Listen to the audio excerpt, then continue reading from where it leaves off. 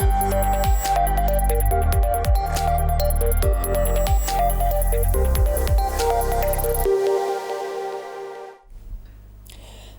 се гледаме од студио 2 Аргумент Плюс во фокус денешниот настан во Брисел и одложеното одложувањето на гласањето на извештајот за напредокот на Македонија. Во студиото разговарам со Леа Огњановска. Точно, ви реков ке ве најавам како експерт, вие практично сте доктор по право на ЕУ, веќе на пат кон професорски води, така? Да, тоа е за сега насоката. Мило ми е што еве сум во друштво со млад човек, стручен човек и низ неговата призма да видиме како вие можеби помладите, а стручните што ги познавате работите ја перцепираат целата оваа ситуација со евроинтеграциите. Го стартувам разговорот со веста на денот. Мојата прва реченица во дневникот беше и го отворив така: кој ја доби првата битка на бриселски терен денеска? Софија или Скопје? Кој ја доби? Би било тешко да се постави тезата во таа насока вин-вин, дали едната страна е целосен победник или пак станува збор за пораз на другата страна. Би рекла дека со оглед на тоа колку беше бурна дискусијата од она што го проследивме, веројатно биле бурни и ноќите кои што немавме ние можност да ги следиме јавно, беше очекувано да се одложи расправата, бидејќи веќе се завлезе во една насока во која што беше очигледно дека не може да се постигне никаква одлука. На македонска страна би искоментирала дека сепак е добро тоа што во фокусот влезе ова прашање, односно се презентираше на начин што веќе создаде одредена вжиштена атмосфера и во самата Европска унија. Ние често пати знаеме да дискутираме, да коментираме дека Европската унија можеби никогаш не доволно ги разбира овие билатерални прашања и тензиите кои што ги создаваат, така што секогаш кога некој проблем ќе се префрли на страната на Европската унија, тоа може да доведе до одредена понатамошна конструктивност и до одредено позасилено вклучување на самата Европска унија преку нејзините институции, преку нејзините представници. Меѓутоа сепак мора да имаме предвид дека Бугарија настапува од позиција на земја членка и дека едноставно во континуитет зазема една агресивна позиција, а видовме дека во овој случај имаше и една декларација во бугарскиот парламент од која што пак произлезе действувањето во Европскиот парламент. Добро, гласањето за тој извештај за Македонија во кој известувачот Вајц во неколку наврати пишува македонски идентитет, македонски јазик, која беше пресретната од Бугарија со нивниот амандман да стои пред македонски сегашен презент. Овој извештај денеска се одложи гласањето, бурна бриселска ноќ, имало меѓудржавнички лобирања, притисоци и денов заврши, се повлече. Сепак тој извештај мора да дојде на дневен ред, веќе е закажан датумот 24 јуни. Ова некој ќор сокак за овој извештај, како Вајц ќе успее да го изменаџира пред се и да се излобира таму и тој распоред на сили како ќе се изгласа. Еве велиме, зборуваме за земја, активна земја членка на Европската унија, па еве денеска и официјално дел од еврозоната од 1 јануар. Извештајот мора тие пратеници еден ден, а тоа е на 24 јуни, да го изгласаат. Така е. Па најпрво малку би го појаснила контекстот околу извештајот со кој што се предлага усвојувањето на резолуцијата во Европскиот парламент.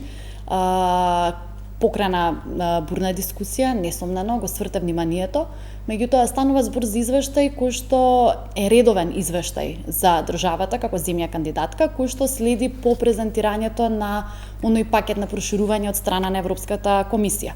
Што значи дека следи по стратегијата која што Европската комисија ја представи и по извештајот за државата кој што исто така беше претходно објавен.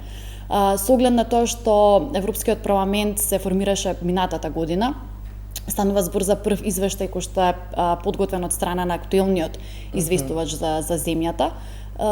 И со тоа всушност треба да се даде одредена подкрепа од страна на Европскиот парламент како демократска институција НЕУ, која што ги представува граѓаните на Европската унија како такви, да се даде подкрепа на одите кои што се содржани во пакетот за проширување и кои што понатаму доаѓаат на одлучување и пред Советот на министри и пред Европскиот совет.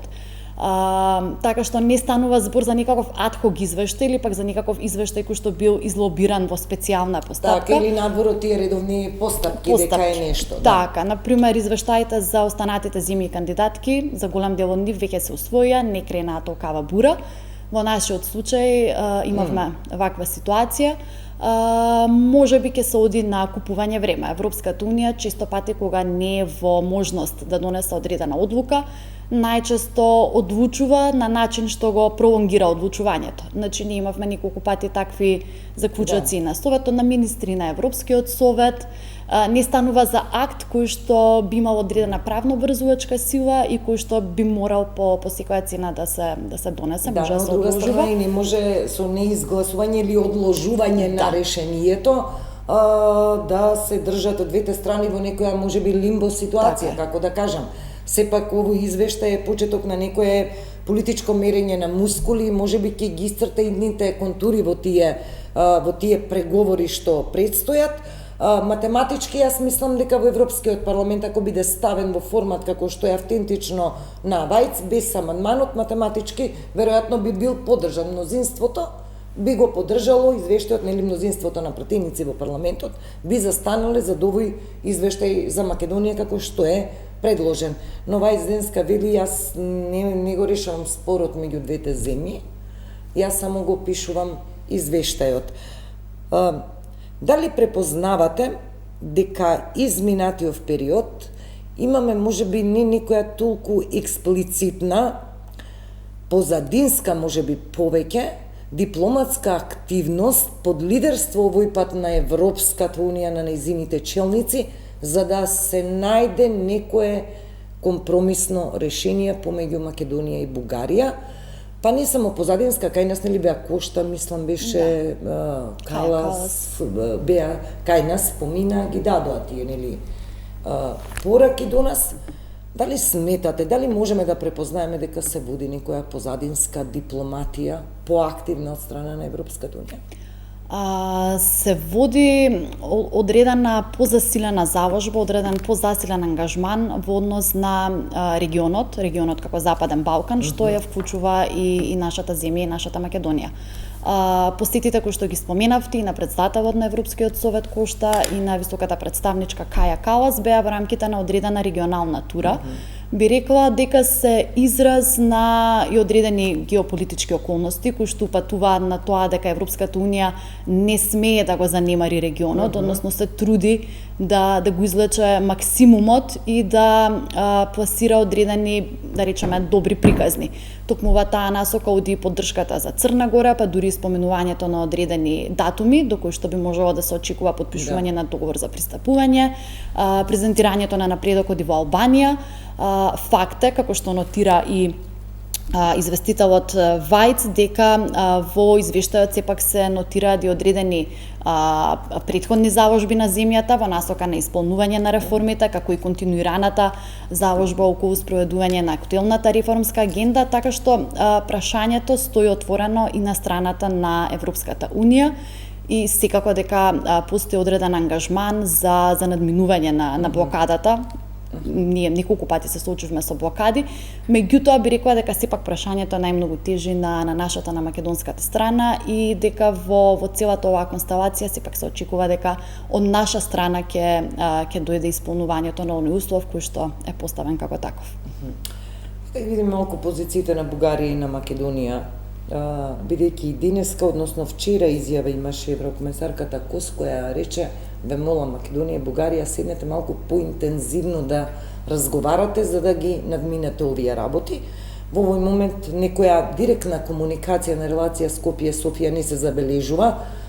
Беше нели најавена средба на претседателката, мислам Смијановска Давкова со колегата нејзин Радев, но до овој момент таа средба се уште ја нема.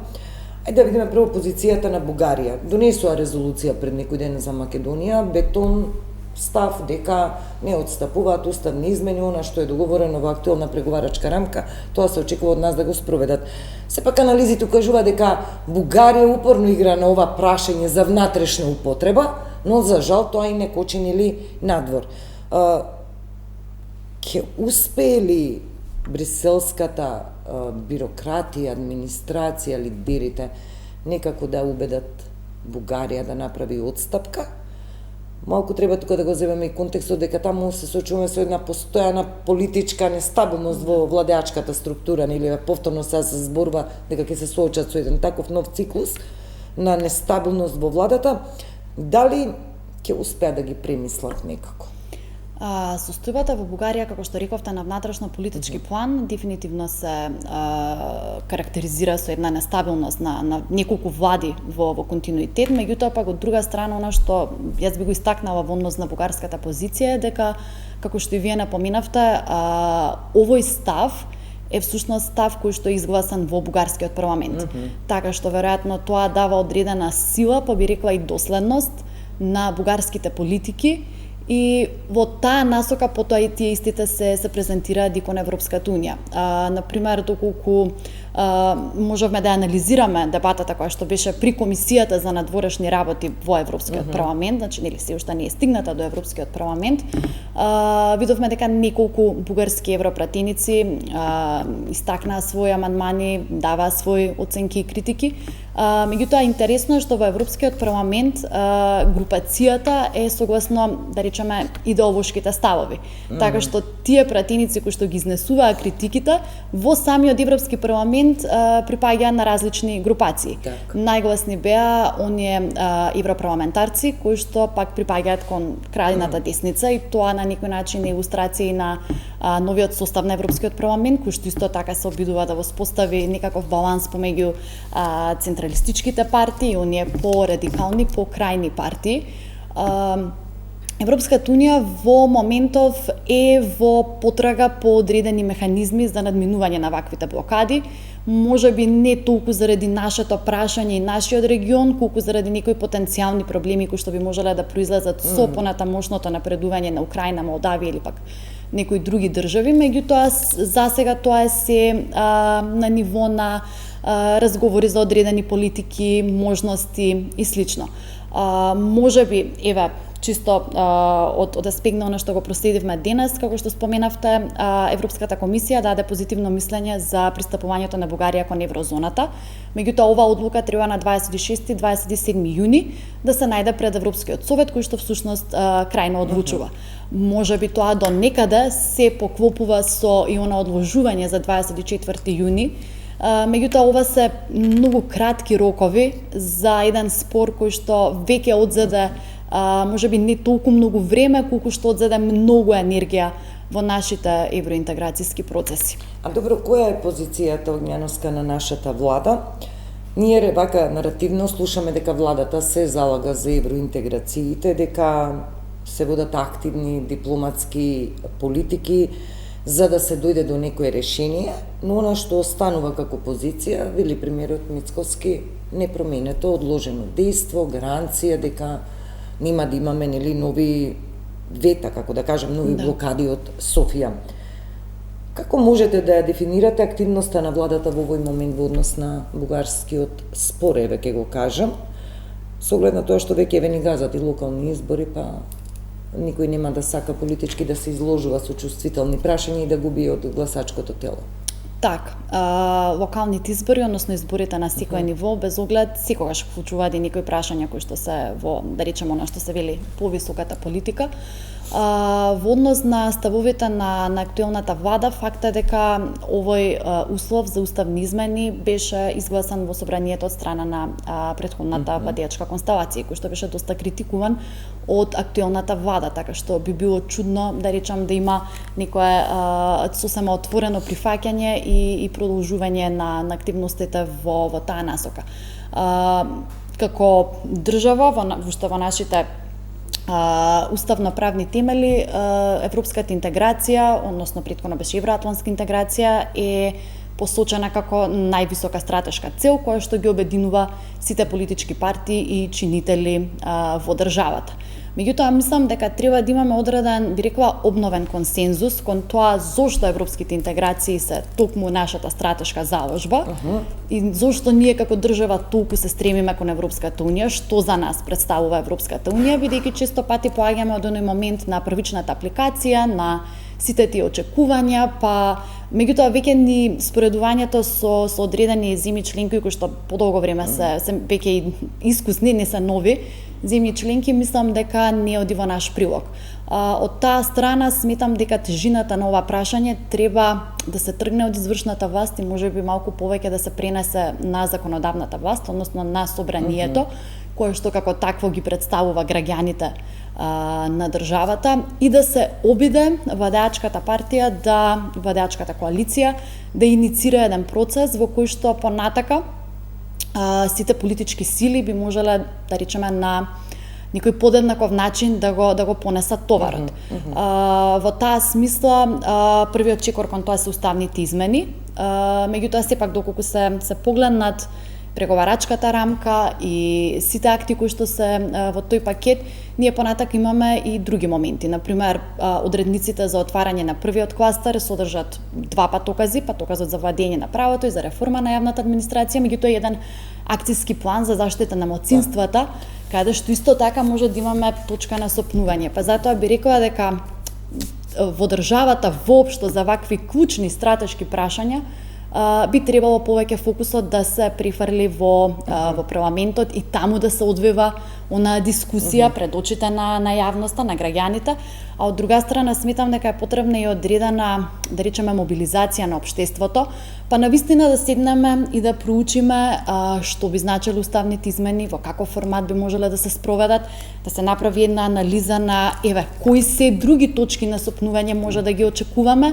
за понатака кога ќе дискутираме како со Бугарија, така и со Европската унија да покажеме и одредена конструктивност во оние напори и тези кои што ги застапуваме. Неколку работи забележав, рековте да го обновиме консензусот натрешен, веројатно мислевте на што кога велите, бидејќи сега, знаете, имаме чувство дека во македонскиот политички блок етничка некоја линија да ставам, имаме поларизација, затоа декларативно нели водечките партии СДСМ и ВМРО ДПМН е се за Европска унија, но СДСМ остана како предавничка партија која го даде името и поради тоа плати политичка цена и замина во длабока опозиција, а ВМРО ДПМН дојде нели на власт со некои надежи дека нема по секоја цена да ја свиткаме кичмата и да го спроведеме овој процес на уставни измени.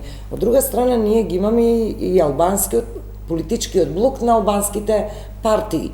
Сите тие без разлика дали се власт или опозиција, на своето гласачко тело му ветуваат влез во Европската унија. Така. Ние имаме една длабока поларизација кај нас што не е само идеолошка, туку имаме и знак прашалник и во однос на етникумот и етничкиот презнак. Се обидувам да внимавам со зборовите, за да не предизвикам некои лоши предпоставки. Така. Па би рекла дека европските интеграции од секогаш била одреден лепак кој што го држа во општеството заедно, во смисла се доде имало поделени линии по однос на многу други политики, меѓутоа некако од секогаш победувала, да речеме, онаа партија која што најмногу работела во прилог на европската агенда. Меѓутоа со последните избори и во последните години, всушност она проевропско гласачко ливче ја изгуби својата сила, ја изгуби својата моќ, па дури сведочевме и на друга ситуација кога една политичка опција која што премногу инсистираше на влез во Европската унија, да речеме по секоја цена, наспроти актуелната политичка сила која што велеше дека ние сепак мора да си го вратиме достоинството, успеа да ги прекрши тие позиции. Тоа се отсликува и во поддршката која што граѓаните ја изразуваат за влезот во Европската унија, па токму поради тоа посочувам дека ние треба да седнеме и некако да поразговараме како општество кои се нашите очекувања, прво од самиот процес на пристапување, а вториот членството во Европската унија, бидејќи имам впечаток дека многу често се представува како некоја бајка која што знаете завршува и си живеа среќно до крајот на животот.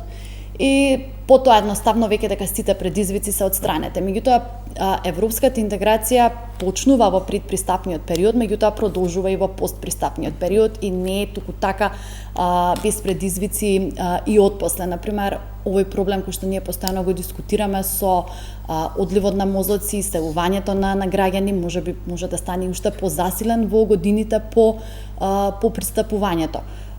Кога се зборува за Европската Унија, мислам дека главната асоциација на граѓаните е можеби некоја уредена држава во која што има напредување во однос на демократијата, на владењето на правото, со тој економски просперитет, во кој има јавен градски отварање. превоз. Да, мислам да почнеме од најбаналните теми. Да, апсолутно, јавен градски превоз. Граѓаните немаат јавен превоз, па е ветрена под најелементарното за животот, за секојдневието, да.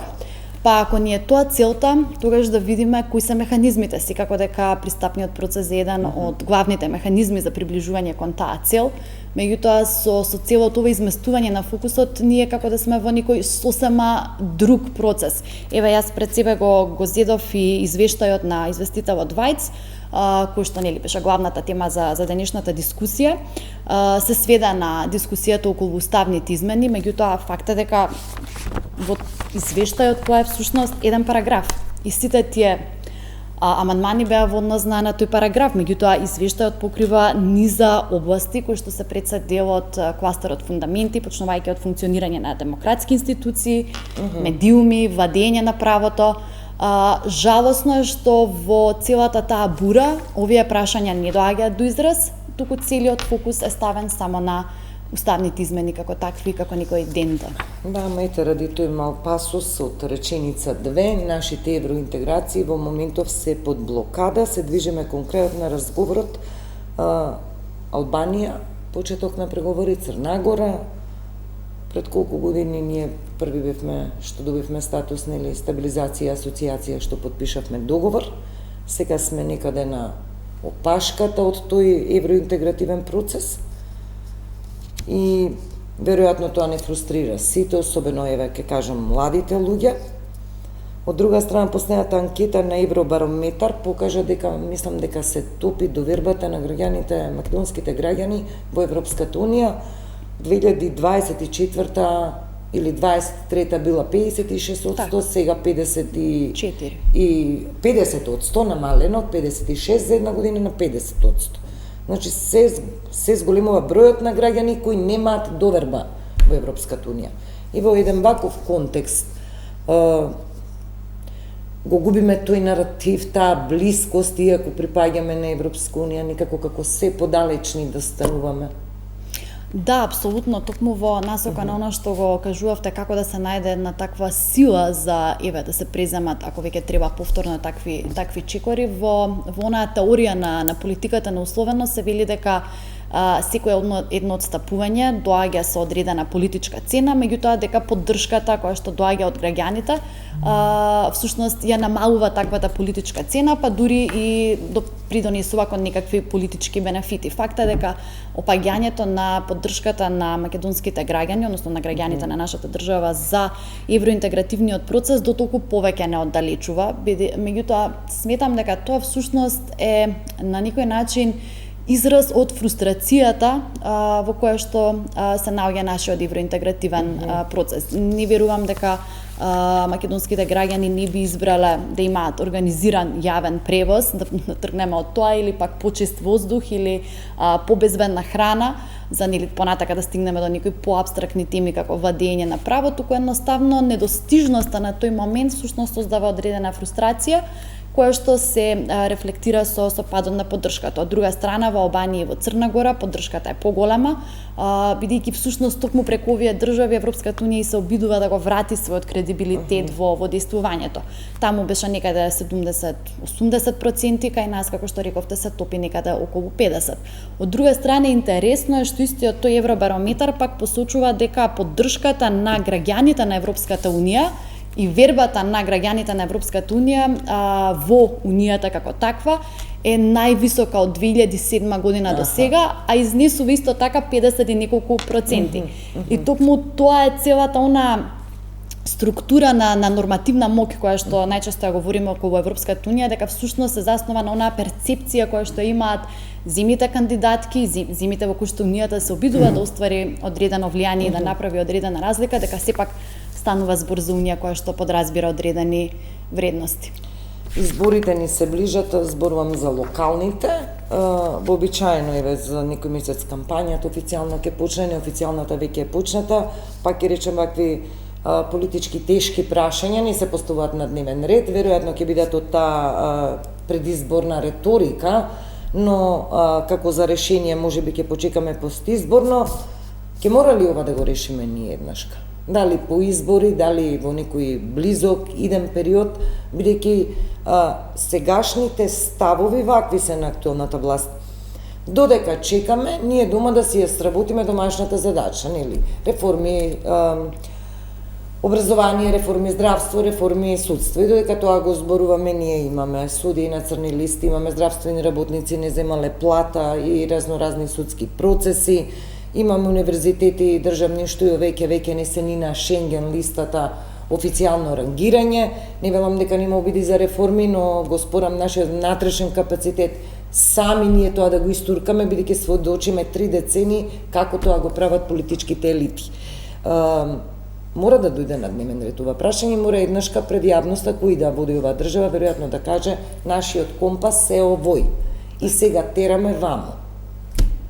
Така, целата таа стратегија да се занимаваме, односно Европа да ја донесеме дома додека Европската унија се собере пак на незина страна сила да действува поинаку и да ги надмине овие блокади, секако дека е теоретски една вистина добра стратегија, меѓутоа од она што го сведочиме, факта дека сепак нам ни треба одредена рамка, одредена политика во која што би имале некаков поттик за спроведување на сите тие реформи. Досега и се уште го гледаме пристапниот процес како таков, меѓутоа баш како што кажав, можеби треба да размислиме што ние како општество може да направиме. Меѓутоа се додека немаме некаква точка на обединување, а многу повеќе точки на разидување, мислам дека ќе ни биде многу потешко како општество да продолжиме напред, особено ако се повеќе и повеќе се соочуваме со иселување како еден од најтешките проблеми, и ако еден од тројца млади својата иднина веќе ја планира надвор од државата, тогаш веќе не